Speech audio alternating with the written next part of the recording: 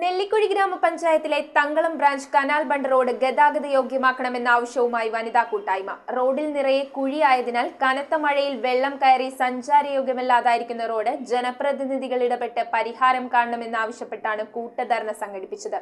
ഉദ്ഘാടനം പൊതുപ്രവർത്തകയായ ചന്ദ്രലേഖ ശശിധരൻ നിർവഹിച്ചു.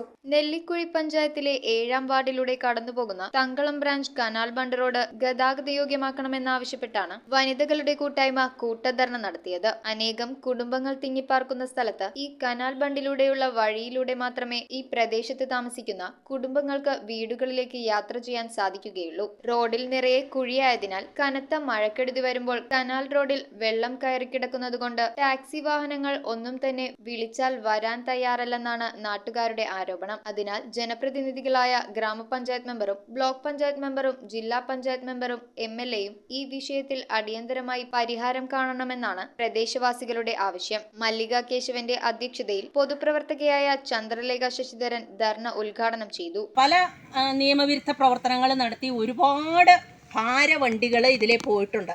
അതിന്റെ ഫലമായിട്ടാണ് ഇത്രയും മോശമായിട്ട് ഈ റോഡ് കിടക്കുന്നത്. നീതു ഷിബു, ഷീജ ആന്റണി, ആവിര കാമ്പത്ത്, രാജി തങ്കപ്പൻ, ചിന്നമ്മ ഏലിയാസ്, ജിഷ രാജേഷ്, ജിജി പീറ്റർ, ഷാമില കാമ്പത്ത്, അന്നമ്മ സാബു, കുഞ്ഞുമോൾ കൂറ്റപ്പാല, ഉഷ കൃഷ്ണകുമാർ, സുരേഷ് ആലപ്പാട്ട്, ജെയിംസ് കോറമ്പേൽ, MM പ്രവീൺ, എബി ചേലാട്ട്, വിജയൻ നായർ, PP തങ്കപ്പൻ, ആന്റണി മെൽജി, സുബേർ, കൃഷ്ണകുമാർ പടിപ്പുര, ഏലിയാസ് നടുക്കുടി എന്നിവർ സംസാരിച്ചു. News bureau, Kothamangalam.